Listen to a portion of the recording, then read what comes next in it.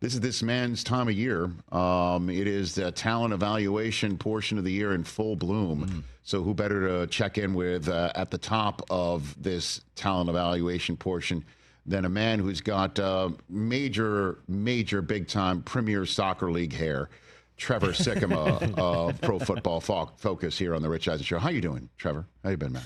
Rich, it's good to be with you. I think this is the second time in a row that you've complimented my hair when I come on the show, and that's honestly why I come on the show for a little bit of added narcissism to my day. So I appreciate that. Thank Trevor, you. Just heads up, it's going to happen every time. It's that impressive. This is great. It's the way I say hello. It's the way I'm going to say hello. There's 3 bald guys here too, so we're just jealous. Well, certainly, since again, if that's the background that you frequently have, it's like your hair matches the grooves of the wall behind you, Trevor. Like it's kind of perfect. I'm glad that you caught this. I do. Glad that you caught this. It's all part of the my interior designer. She did a fantastic job, aka my fiance, who does absolutely everything for me. So well yeah, she did a great job lining up with the hair. So appreciate it. Glad you noticed. You got it. Hey, listen, as you know, in your business, everything's an evaluation. So we're starting off that way. Why do you have Abdul Carter first overall in your first mock draft, Trevor Sikkema? So I want to be clear. I have Travis Hunter as my number 1 overall player in the class. It's really splitting hairs between these two guys. However, when you talk about a guy that you're drafting number 1 overall, a lot of times you do just lean the trenches. And when I look at the Tennessee Titans, they are a team that needs more juice on the defensive line. And I think if you put a defensive line together that's Jeffrey Simmons, that's Harold Landry, and now you're throwing in Abdul Carter as well, that at least is a little bit of a slingshot for a team that was bad enough last year to get the number 1 overall pick. Now, obviously, quarterback goes into the equation. We'll see how desperate they are after free agency. But yeah, I just look at Abdul Carter as somebody who he's going to prove it at the combine, however much he wants to participate, whatever jumps or runs or agility drills or whatever it is. I mean, like, he's a total freak show. And it's so hard to not see Micah Parsons in him. And I know that's, annoying because he played for the same school and he wore the same number and he basically did the same stuff. But if you got the chance to draft the guy who's anything like Micah Parsons, it's hard to not pick that guy at number 1. So that's why I had him going number 1 in my most recent mock. Yeah, and I know that's your comp for him. That's your professional comp for Abdul Carter is Micah Parsons. I mean, number, school, but the game does match. You really think that his Abdul Carter's game matches Micah Parsons? I do. And more importantly, I think the build does as well. It's not just that the guy plays the same position or he's coming from the same school or whatever. They're built very similarly. They have similar height. They have similar weight profiles. They have similar length profiles when it comes to their arm length. And they win in a lot of the same ways. And again, it sounds like it's something, of course, it's like an easy comp, but it's actually not an easy comp because of how damn good Micah Parsons is at what he does. It's actually a very difficult comp to be able to give for these guys. I think sometimes we get a little bit carried away with pro comparisons. You're comparing guys who haven't played it down in the NFL to like future Hall of Famers. So I don't give away even all pro comps very often because I'm aware of how difficult it is to really make that transition from college to the NFL. But it's hard to not see what Abdul Carter did this past year.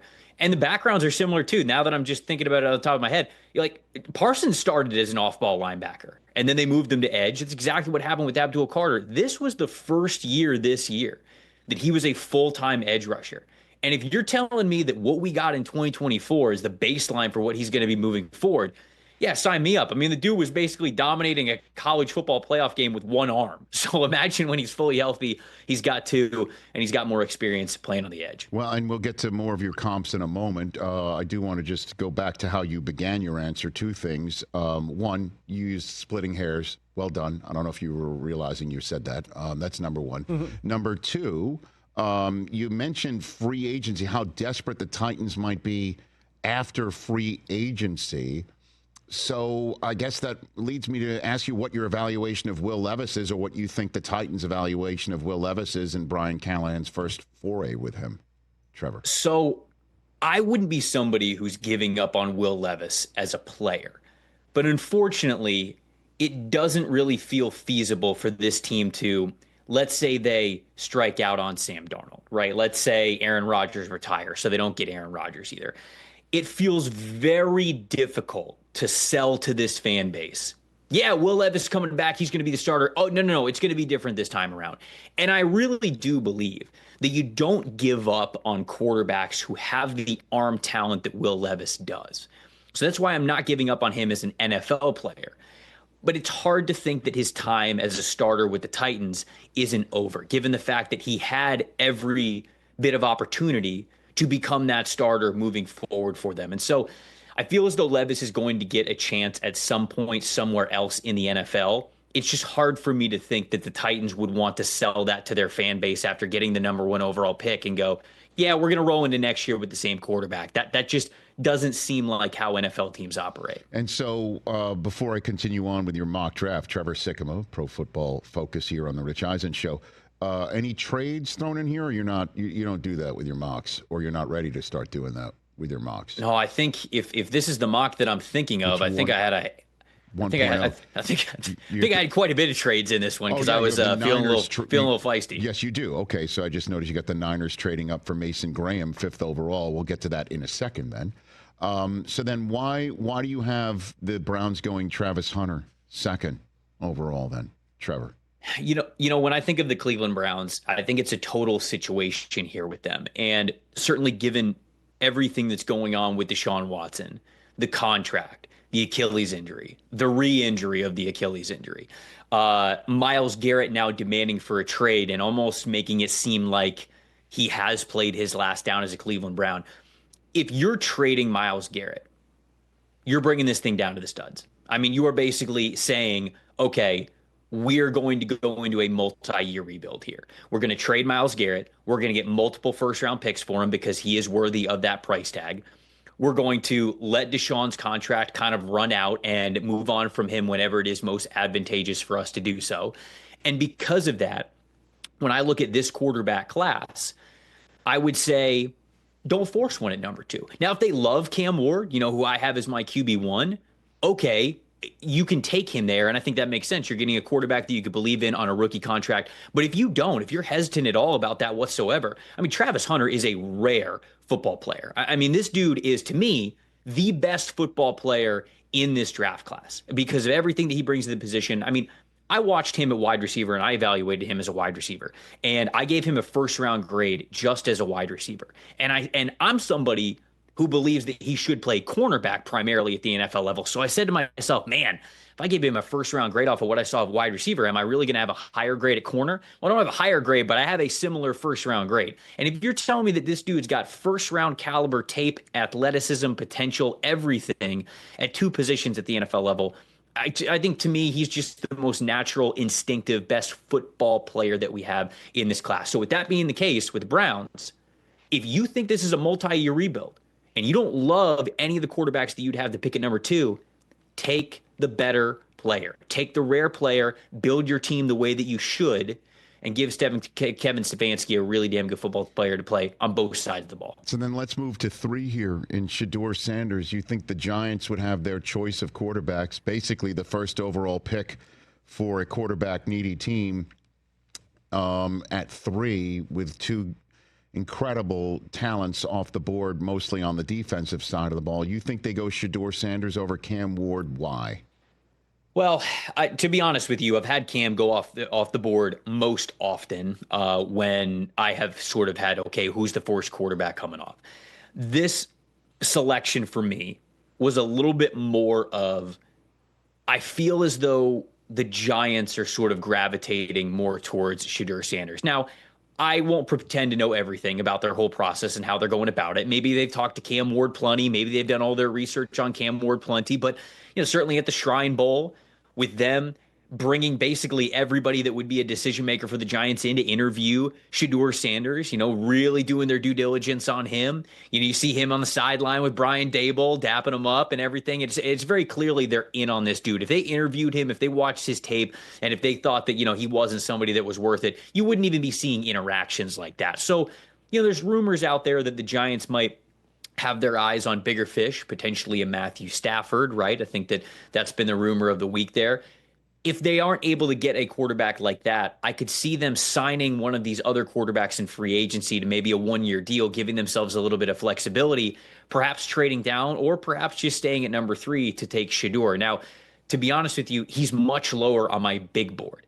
But it does feel as though in the NFL draft, two types of teams, ones that have quarterbacks, ones that don't. And when you look at a team that is as desperate as the New York Giants and their current regime are to have a quarterback to invest in, it feels like the stars are kind of connecting here with them and Shedeur Sanders, wherever that may be that they pick him. Well, I mean, I know you've got a bunch of comps that we're going to get to here. I didn't notice one for Shadur. Do you have one? A comp for Shedeur Sanders? Who is that, Trevor? This is actually one of my favorite one of the first ones that I thought of, and I've kind of stuck with it throughout summer scouting all the way to now. Teddy Bridgewater is my comp for him. And the reason why is because when you think about Teddy Bridgewater when he was coming out of Louisville, very similar to the prospect that Shedeur Sanders was. Ice in his veins type of a dude. Knew how to go through progressions, read defenses, played such a clean brand of football. Not the most mobile guy in the world, guy who's going to operate from the pocket and really be a pocket passer.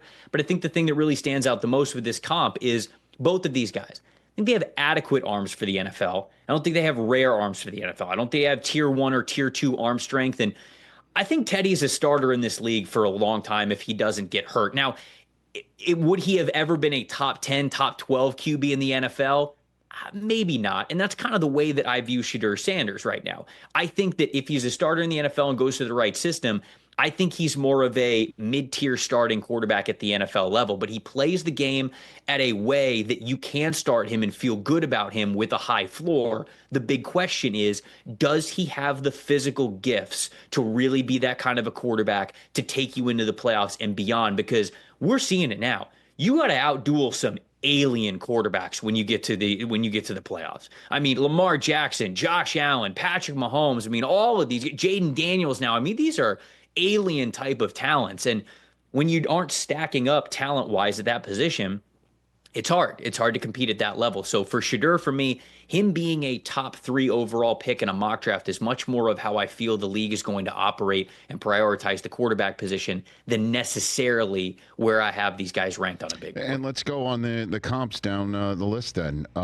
Your comp for Cam Ward, we mentioned on yesterday's program. I gave you the floor on this one. Big Ben, huh? You see Big Ben in him? Yeah, I saw the clip. Somebody shared the clip with me yesterday, so I appreciate the shout out on yesterday's show. But Cam Ward's a tough one, right? I mean, like, he just plays the game in such a unique way. And when I think about who he is and his mentality as a passer, how he approaches every single play, that sort of ice in his veins will keep a play alive. You know, you throw in, okay, well, he's got that escapability, but you wouldn't really call him mobile. I think Ben Roethlisberger is a great play style comp. Now, Ben was bigger, right? He had more size to him. He was taller. He had a little bit bigger of an arm. But I think both of these guys are somewhat similar in the overall arm talent they have, despite Cam Ward being a little bit smaller. They can sling it all over the field.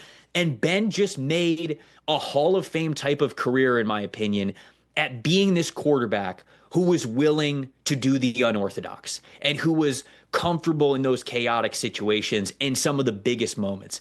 That's also Cam Ward. So are they built quite the same? No, I think Ben's a little bit bigger, and I think Cam does have a little bit of extra mobility to him just because he's a little bit smaller of a quarterback prospect. But both primarily want to beat you from the pocket. And when things are breaking down, that improvisation, Big Ben was one of the best of a decade plus 15 years at doing that at the NFL level in a way where when you look at Cam Ward's ceiling, that's the type of quarterback and the mentality that I see with him. The comp for Travis Hunter, how do you even come up with one, right? Since he's a unicorn. But I'll ask you who your comp is for that, Trevor. So my comp for Travis Hunter is Champ Bailey, because Champ Bailey was somebody who at Georgia played wide receiver, played cornerback. He had that dual position background to him, and Champ goes into the NFL and he's primarily a corner, obviously, and a damn good one of the best that we have seen in this league. And I think that just lends itself to what Travis Hunter can be. I think that he has that sort of top tier talent to him. Now he needs to continue to improve in his anticipation and how committed he is to playing cornerback specifically, if that is what he wants to do. But that's where I'd play him. I think he has got rare build. I think he's got rare movement skills. And truly, Rich, if he plays corner, he's got the best ball skills of maybe any cornerback who's ever played the game. I mean, just the way that he attacks the football in the air with that receiver background and that playmaking ability. I mean, it's unbelievable. So it's hard to come up with a comp with Travis Hunter because of exactly everything that he brings to the table. But Champ Bailey is the one that stands out, knowing that Champ also had that wide receiver corner background to him. You're Ashton Genty, Mr. Blue Turf, Boise State running back. The comp for him is fascinating. Why Alvin Kamara? Trevor?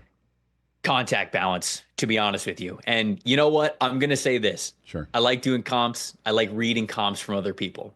We throw out the Alvin Kamara comp way too often, and it's disrespectful. It's disrespectful to how good Alvin Kamara is when he has the ball in his hands and also when he is a receiver. I feel like if anybody watches a running back prospect and he happens to bounce off of a tackle or maybe he catches a few passes out of the backfield, we go, oh, see, right there, Alvin Kamara. No, he is much better of a prospect than that, and I don't think we're giving him the credit that is due with how often I hear the comp of Kamara. But this one fits. The way that he blends explosiveness and power and smoothness and savviness when he has the ball in his hands. But Genty didn't get a lot of work as a receiver this past year, but he had an elite receiving grade the previous season at PFF. So, I mean, he's got that receiving ability to him. He can handle things in pass protection as well. So he gives you that third down ability.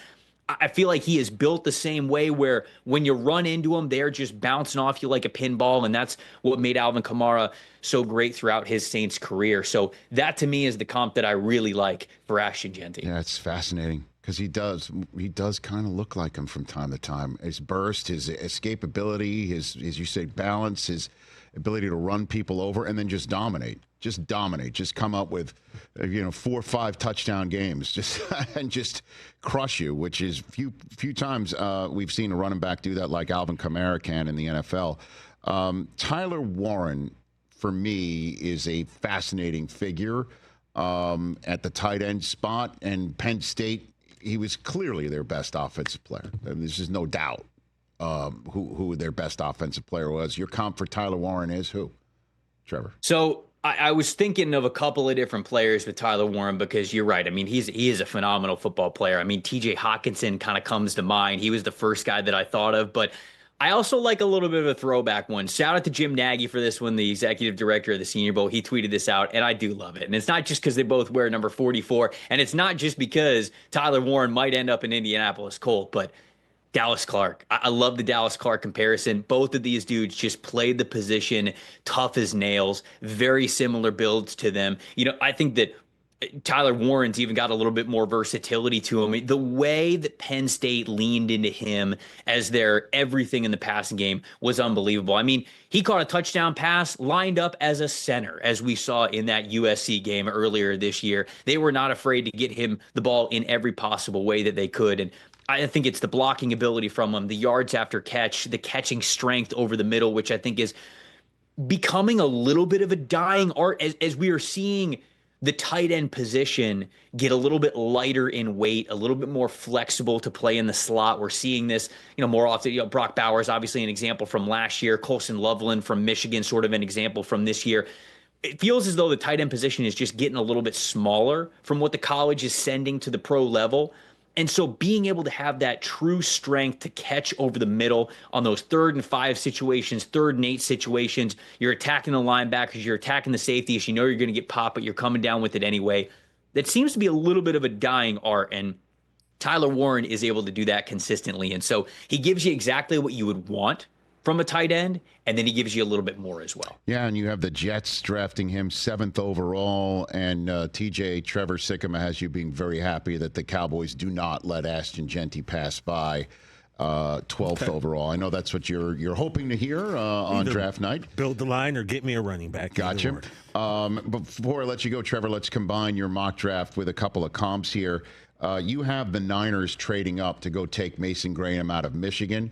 Why do you have the Niners doing that, and the Mason Graham comp? Fold that into your answer if you don't mind. Yeah, so the 49ers, they're a team that sneaky trench needs on both sides of the ball. And I think that when we think of the 49ers, we think of how powerful they have been, how good they have been in the run game, the offensive line in previous seasons, and then the defensive line as well. We've thought about a lot of monsters on that defensive line: DeForest Buckner, Arik Armstead, Javon Hargrave, Nick Bosa. Well, has actually not nearly as many names that you remember on the 49ers offensive and defensive lines as there used to be. And so when I look at them picking at number 11, if they've got the opportunity to jump up for one of the few blue chip guys in the trenches in this draft, I like that strategy for them to be able to move up to number 11 and number 5. It probably won't cost him too much. And if they can get a guy like Mason Graham, to me, that's exactly what they need. He's just an absolute animal in the interior, an elite run defender in back-to-back years. And even with his small arms, I think that he's got the opportunity to be a pass rusher at the NFL level because of how explosive he is. My comp for him is a little bit of a throwback. It's Tommy Harris from Oklahoma and Chicago when he was drafted into the first round, a consensus All-American when he was coming out of Oklahoma, and a guy who was seen as a little bit smaller than your traditional 3-technique defensive tackle, even for when he was drafted. But man, he gave you that extra juice that was difference making when he was attacking one gap situations. He could hold the line of scrimmage with really great strength and leverage as well. And I feel like I could see a similar path to production for him with Mason Graham. Well, and then the trade partner you would have the Niners dancing with to trade up would be Jacksonville, and you have Jacksonville trading down 11 to get another Michigan Wolverine and Will Johnson. I think that would be a major hit for Jacksonville, right? You get more draft capital, and then you get a guy who you have comped in a significant way, to say the least. Trevor. Yeah. You know? I mean, he has been.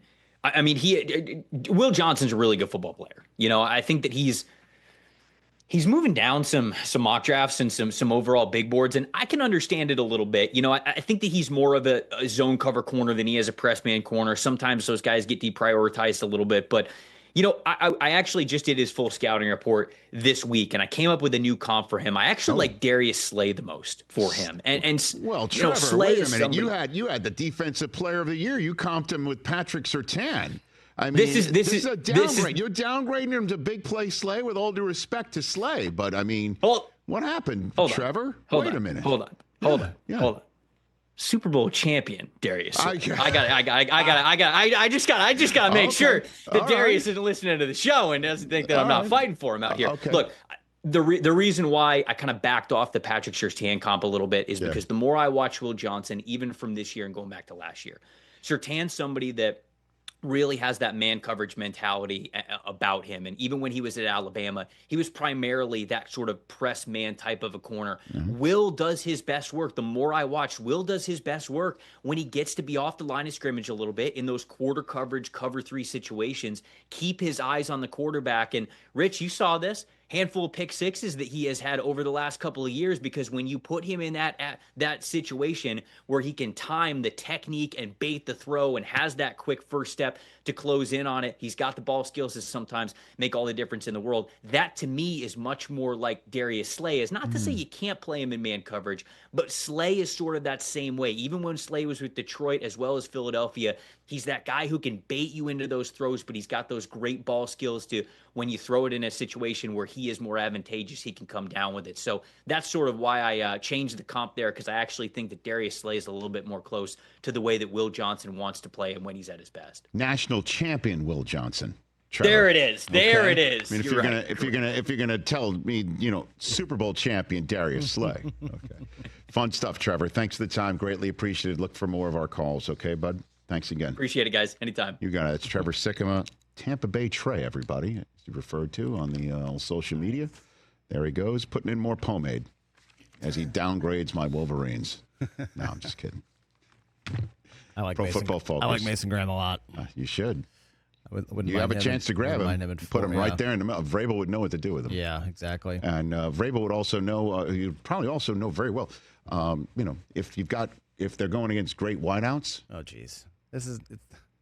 Just hope that they run right into him. Right. Well, Vrabel would know. He was watching November 30th. Catch the Rich Eisen Show every single day on the Roku channel, 12 to 3 Eastern, for free.